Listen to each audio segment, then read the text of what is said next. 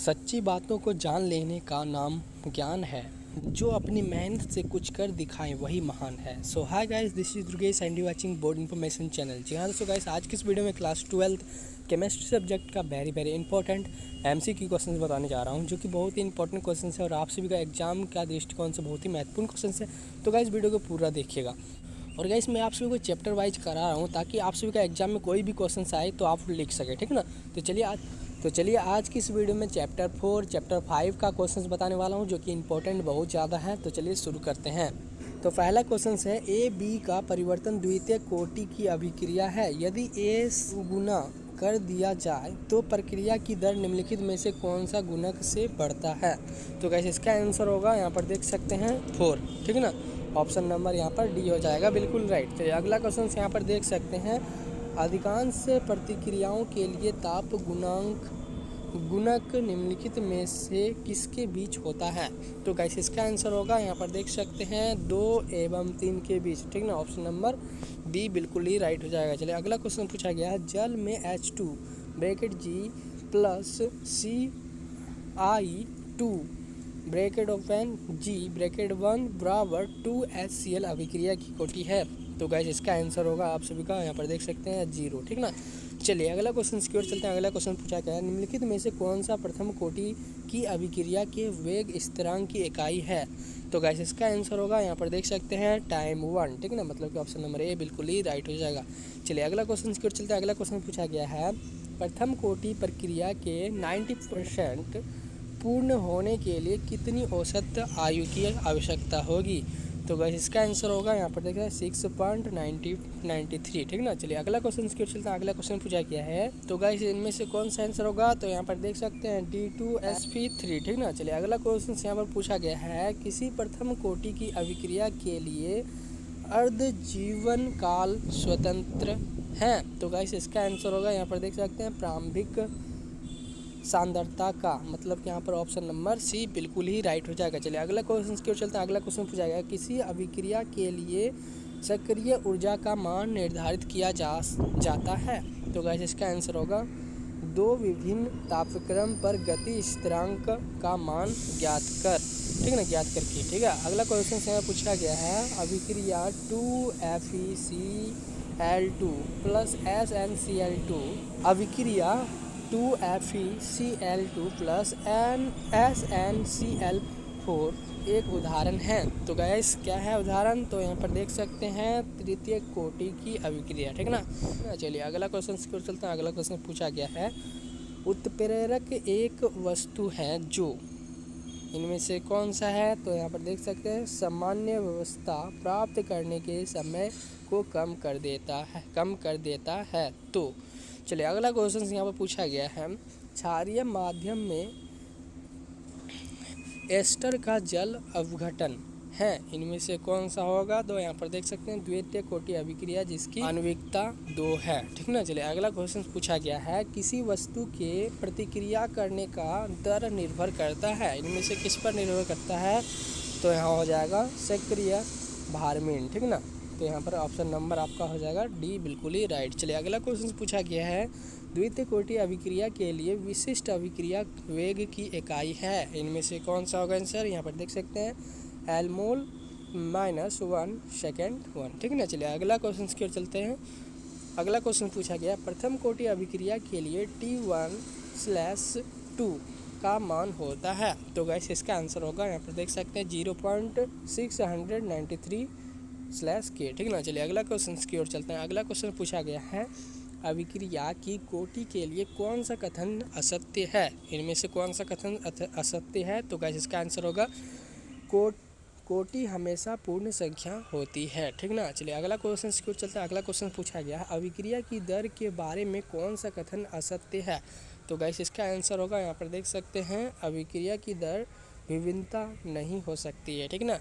मतलब कि option number C बिल्कुल ही राइट हो जाएगा। चलिए अगला क्वेश्चन की ओर चलते हैं। अगला क्वेश्चन पूछा गया है, एक अभिक्रिया के वेग स्थिरांक की इकाई अभिक्रिया के दर के इकाई के समान अभिक्रिया की कोटि है। इनमें से कौन सा होगा आंसर। यहाँ पर देख सकते हैं शून्य कोटि, ठीक ना। अगला क्वेश्चन की ओर चलते हैं। अगला क्वेश्चन पूछा गया है, यदि किसी रासायनिक अभिक्रिया के सक्रिय ऊर्जा का मान बहुत ज़्यादा हो तो सामान्यतः अभिक्रिया क्या होगा? तो गाइस इसका आंसर होगा बहुत धीमी हो जाएगी। ठीक ना। चलिए अगले क्वेश्चन की ओर चलता है। अगला क्वेश्चन पूछा गया, तापक्रम के बढ़ने से अभिक्रिया की गति बढ़ती है क्योंकि इनमें इसका आंसर होगा, यहाँ पर देख सकते हैं, अधिक ऊर्जा वाले टक्कर की संख्या बढ़ता है।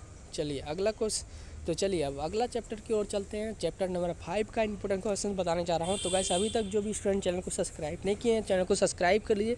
टोटल 16 चैप्टर है और आप सभी को सारा मैं करा दूंगा। ठीक ना। तो वीडियो के नीचे सब्सक्राइब का बटन होगा, सिंपली आपको सब्सक्राइब जरूर कर लेना, बिल्कुल ही फ्री होता है। ठीक ना। तो चलिए चैप्टर 5 नंबर की ओर।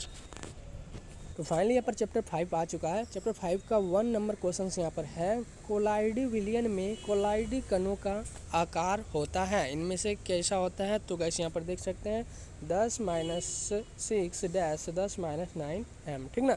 चलिए अगला क्वेश्चन पूछा गया है यहाँ पर 2 नंबर क्वेश्चन, निम्नलिखित में किस धातु का निष्कर्षण मेक आर्थर विधि से किया जाता है? तो गैस इसका आंसर होगा, चलिए यहाँ पर 4 ऑप्शन दिया गया है और इसका आंसर होगा Ag। ठीक ना। यहाँ पर ऑप्शन नंबर ए बिल्कुल ही राइट हो जाएगा। चलिए अगला क्वेश्चन की ओर चलते हैं। अगला क्वेश्चन पूछा गया, किसी गैस के ठोस सतह पर अधिशोषण की मात्रा निर्भर करती है, किस पर निर्भर करती है? तो यहाँ पर देख सकते हैं उपयुक्त में सभी पर। ठीक ना। मतलब ऑप्शन नंबर डी बिल्कुल ही राइट हो जाएगा। चलिए अगला क्वेश्चन की ओर चलते हैं। अगला क्वेश्चन पूछा गया, निम्नलिखित में से कौन सी धातु प्रकृति में मुक्त अवस्था में पाई जाती है? तो गाइस इसका आंसर होगा, यहाँ पर देख सकते हैं, प्लेटिनम। ठीक ना। ऑप्शन नंबर यहाँ पर डी बिल्कुल ही राइट हो जाएगा। चलिए अगला क्वेश्चन पूछा गया है, ब्राउनी गति का कारण है, इनमें से कौन सा कारण है ब्राउनी गति का? तो यहाँ पर देख सकते हैं, परिक्षेपण माध्यम के अणुओं का कोलाइडीय कणों पर संघात। मतलब कि यहाँ पर ऑप्शन नंबर सी बिल्कुल ही राइट हो जाएगा। चलिए अगला क्वेश्चन की ओर चलते हैं। अगला क्वेश्चन यहाँ पर पूछा गया है, ठोस पदार्थ पर किसी द्रव्य का परिक्षेपण कहलाता है, इनमें से क्या कहलाता है? तो गाइस यहाँ पर देख सकते हैं, जेल। मतलब कि ऑप्शन नंबर यहाँ पर बी बिल्कुल ही राइट। चलिए अगला क्वेश्चन की ओर चलते हैं। अगला क्वेश्चन पूछा गया, आइसक्रीम के निर्माण में जेलेटिन का उपयोग किया जाता है क्योंकि क्या होगा? तो यहाँ पर देख सकते हैं, जेलेटिन बर्फ को कणों का स्कंदन से रक्षण करती है। मतलब कि यहाँ पर ऑप्शन नंबर सी बिल्कुल ही राइट हो जाएगा। चलिए अगला क्वेश्चन की ओर चलते हैं। अगला क्वेश्चन पूछा गया है, बादल, कोहरा, कुहासा, द्रव्य, गैस, कोलाइडी, एरोसॉल हैं। धूम मतलब कि स्मॉग के किस प्रकार की कोलाइडी तंत्र हैं? तो गैस इसका आंसर होगा, यहाँ पर देख सकते हैं, ठोस और गैस। ठीक ना। ऑप्शन नंबर ए बिल्कुल ही राइट हो जाएगा। चलिए अगला क्वेश्चन की ओर चलते हैं। अगला क्वेश्चन पूछा गया है, सर्व संख्या सबसे कम होती है। तो कैसे इसका आंसर होगा ऑप्शन का, यहाँ पर देख सकते हैं, जिलेटिन में। ठीक ना। ऑप्शन नंबर यहाँ पर ए बिल्कुल ही राइट हो जाएगा। चलिए अगला क्वेश्चन की ओर चलते हैं। अगला क्वेश्चन पूछा गया है, कोहरा निम्न में से किस प्रकार के कोलाइडी सिस्टम का उदाहरण है? तो गैस इसका आंसर होगा आप सबका, यहाँ पर देख सकते हैं, द्रव्य, गैस में विलयन। ठीक है। चलिए अगला क्वेश्चन की ओर चलते हैं। अगला क्वेश्चन पूछा गया है, पृष्ठ पर किसी स्पेसिस के केंद्रीकरण की घटना कहलाती है, क्या कहलाती है? तो गाइस यहाँ पर देख सकते हैं, अधिशोषण। ठीक है ना। चलिए अगला क्वेश्चन की ओर चलते हैं। अगला क्वेश्चन पूछा गया है, आरोपित विद्युत क्षेत्र में कोलाइडिन कणों की गति कहलाती है, इनमें से क्या कहलाती है? तो गाइस इसका आंसर होगा, देख सकते हैं, विद्युत कण संचलन। ठीक ना। चलिए अगला क्वेश्चन की ओर चलता है। अगला क्वेश्चन पूछा गया, निम्न में से कौन लायोफिलिक कोलाइड है? तो गाइस इसका आंसर होगा आप सभी का दूध। मतलब कि ऑप्शन नंबर यहाँ पर ए बिल्कुल ही राइट हो जाएगा। चलिए अगला क्वेश्चन की ओर चलते हैं। अगला क्वेश्चन पूछा गया है, टिंडल प्रभाव पाया जाता है, किस पे पाया जाता है? यहाँ पर 4 ऑप्शन दिया गया, तो यहाँ पर हो जाएगा आपका सोल में। मतलब कि ऑप्शन नंबर यहाँ पर सी बिल्कुल ही राइट हो जाएगा। चलिए अगला क्वेश्चन से पूछा गया है, भौतिक अधिशोषण हेतु सही नहीं है, कौन सा सही नहीं है इनमें से? तो गाइस इसका आंसर होगा, अधिशोषण ताप के साथ बढ़ता है। ठीक ना। चलिए अगला क्वेश्चन से पूछा गया है, अधिशोषण सभी दिशाओं में उपयोगी है सिवाय, इनमें से क्या होगा? सिवाय समांगी उत्प्रेरण में। मतलब कि ऑप्शन नंबर यहाँ पर बी होगा राइट। चलिए अगला क्वेश्चन की ओर चलते हैं। अगला क्वेश्चन पूछा गया है, ठोस की सतह पर गैस अधिशोषण के संदर्भ में कौन सा कथन सही नहीं है? तो गाइस इसका आंसर होगा आप सभी का, ताप बढ़ने पर अधिशोषण की मात्रा बढ़ जाती है। चलिए अगला क्वेश्चन की ओर चलते हैं। अगला क्वेश्चन पूछा गया है, भौतिक अधिशोषण में गैस के कण ठोस सतह पर किस बल द्वारा बंधे रहते हैं? तो गाइस इसका आंसर होगा वांडर वाले बल। मतलब कि ऑप्शन नंबर यहाँ पर डी बिल्कुल ही राइट हो जाएगा। चलिए अगला क्वेश्चन की ओर चलते हैं। अगला क्वेश्चन पूछा गया, कौन सा कथन रसोवसन हेतु प्रयोज्य नहीं है? तो गाइस इसका आंसर होगा, यहाँ पर देख सकते हैं, ये ताप से स्वतंत्र होते हैं। मतलब कि यहाँ पर ऑप्शन नंबर हो जाएगा ये बिल्कुल ही राइट। चलिए अगला क्वेश्चन का चलता है। अगला क्वेश्चन ये लास्ट क्वेश्चन है चैप्टर 5 का, और यहाँ पर लिखा गया है कि इसके द्वारा दूध को कुछ समय के लिए सुरक्षित किया जा सकता है। तो गाइस यहाँ पर 4 ऑप्शन दिया गया और इसका आंसर होगा फॉर्मेल्डिहाइड विलियंसी। मतलब कि यहाँ पर ऑप्शन नंबर हो जाएगा आप सभी का बी बिल्कुल ही राइट। तो आई होप ये वीडियो आप सभी के लिए हेल्पफुल रहेगा। टोटल में आप सभी को 40 क्वेश्चंस बता दिया हूँ चैप्टर 4 और चैप्टर 5 को मिलाकर। अगले वीडियो में चैप्टर 6 से शुरू होगी। तो गाइस चैनल को सब्सक्राइब करके रखिएगा, और इसके पहले चैप्टर 1, चैप्टर 2, चैप्टर 3 का वीडियो नहीं देखे हैं जो भी स्टूडेंट, वो हमारे चैनल के प्लेलिस्ट पर जाके देख सकते हैं, या वीडियो के डिस्क्रिप्शन में उस वीडियो का लिंक मैं दे दूँगा, वहाँ से आप जाके देख सकते हैं। और हमसे पर्सनली जुड़ना चाहते हैं तो व्हाट्सअप ग्रुप पर जुड़ सकते हैं, लिंक डिस्क्रिप्शन में। टेलीग्राम ग्रुप पर जुड़ सकते हैं, वहाँ पर लिंक डिस्क्रिप्शन में, सारा लिंक डिस्क्रिप्शन में, जाइए फटाफट से जुड़िए और इंपॉर्टेंट क्वेश्चन की तैयारी कीजिए। तब तक के लिए बाय बाय, जय Hind, Vande Mataram, bye bye, take care. पढ़ते रहिए, बढ़ते रहिए, सीखते रहिए, बाय।